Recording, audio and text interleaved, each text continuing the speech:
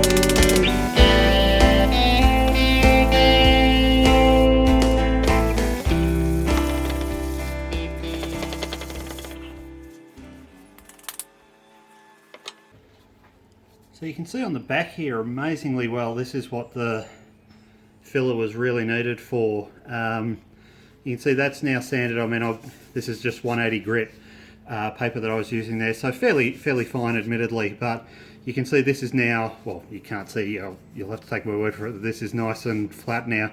So you can see how much the filler has stayed in the grains here. You can see it all, it's a bit finer along here, but you can certainly see where it's that white that's actually filling the grain. So that gives you an idea of just how deep and almost porous this ash grain is. And so I think whilst it's, you can either use the actual sanding sealer, which is I'm sure helpful when it comes to this sort of depth of grain. I think it appears to me at least, you've only really got the one choice, which is to use this grain filler on it, because it's really just too deep, and I think just too porous to actually fill it with sanding sealer. So getting a sort of a similar look on the front here, not quite as noticeable, but you can see these patches along here where it's quite distinctly holding onto that grain filler.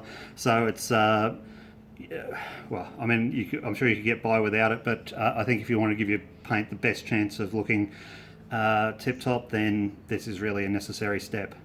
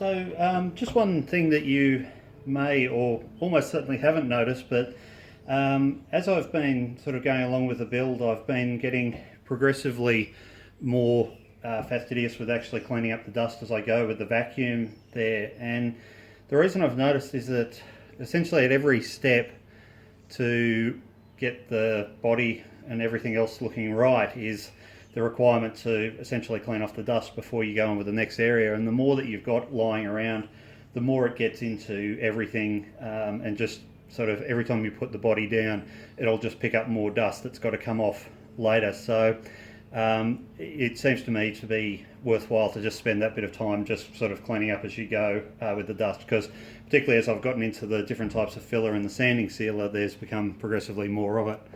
The last thing I wanted to point out here, which is the last bit of the sort of this sanding to do, is this bit here, which I'm just going to do by hand. And the reason there's so much of the solid filler here is because this was a bit where a little chunk of the wood got knocked out. Now, certainly not the fault of Pitbull. This was actually where it fell off the little holder there when I undid the clamp, which holds it up. So entirely my fault, but I've just put some filler in there to basically take the chunk of wood, or the space where the chunk of wood came out, and put it together with filler. And then I'll do a bit of a tidy up, and we can start then moving on to the higher grit sandpaper, and get ready for the painting stage.